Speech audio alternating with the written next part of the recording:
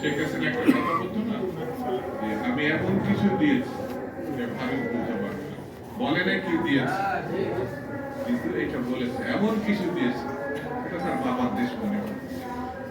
এটা তো এই দেশের জনগণের দেশ, এই দেশের মানুষের রক্ত অর্জিত মুক্তিযুদ্ধের মধ্যে দিয়ে দেশ স্বাধীন হয়েছে। তাহলে পরে এটা কেন কেন আমাদের মানতে হবে? বন্ধুরা, আরেকটা নতুন পরিস্থিতি, ভারতের যেমন প্রতিহিংসা রাজনীতি, আওয়ামী লীগের যেমন শাসনকালী প্রতিহিংসা রাজনীতি, এখনো আমরা সেই প্রতিহিংসা রাজনীতি দেখছি। জনগণের ভোটে নির্বাচিত হওয়ার পরও যাকে ঢাকার মেয়রের দায়িত্ব দেওয়া হয়নি, সেই ছেলেটি ইন্ডিয়ার ইসলাম কোর্ট এখন তার পক্ষে রায় দিয়েছে। এখন সম্পূর্ণ প্রতিহিংসা বশত দেখবেন এই ব্যাকগ্রাউন্ডে ছাত্রলীগ, লুটপাটের চূড়ান্ত করার লক্ষ্যে ইশরাককে ওখানে বসতে দেওয়া হচ্ছে। কোর্টের আইন যদি না মানা হয় তাহলে তাকে বন্য এবং ফ্যাসিস্ট বলা হয়।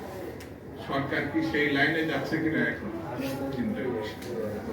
আমি বেশি কথা বলবো না, আরেকটা আওয়ালই বলবো, এতই ছোট যে এগুলো আওয়ালের মতো কথা বলছে যে আওয়ামী লীগের কাছ থেকে টাকা নিয়ে বিএনপি রাজনীতি। বিএনপি যখন রাজনীতি করছে তোমার বাপেরও জন্ম হয় না, তোমার তো জন্ম হয় না। বিএনপি কি দেখছো? বিএনপি যখন রাজনীতি শুরু করছে বাংলাদেশে কৃষকের, শ্রমিকের, মেহনতি মানুষের উন্নয়নের নেতৃত্ব দিয়েছে শহীদ জিয়া রহমান। হয়েছিলাম বাবা, কথা বলার আগে একটু চিন্তা করবো, কথা বলার আগে একটু ভাববা।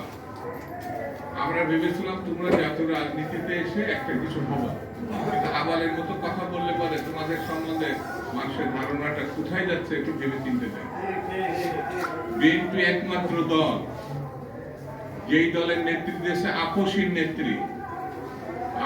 নেত্রী, যার নির্দোষবাদ 6 বছর জেলের মধ্যে সাজা কাটছে। তুমি কইছিলা ভাবজন বিএনপির বলল যে আওয়ামী লীগের টাকা যে রাজনীতি করছে, যদি বিএনপির লোকরা প্রস্তাব করে একমাত্র, তাহলে প্রস্তাবের তোরে ভেসে বঙ্গোপসাগরে গিয়ে পড়বে। সবকিছু একটা সীমা থাকতে হবে।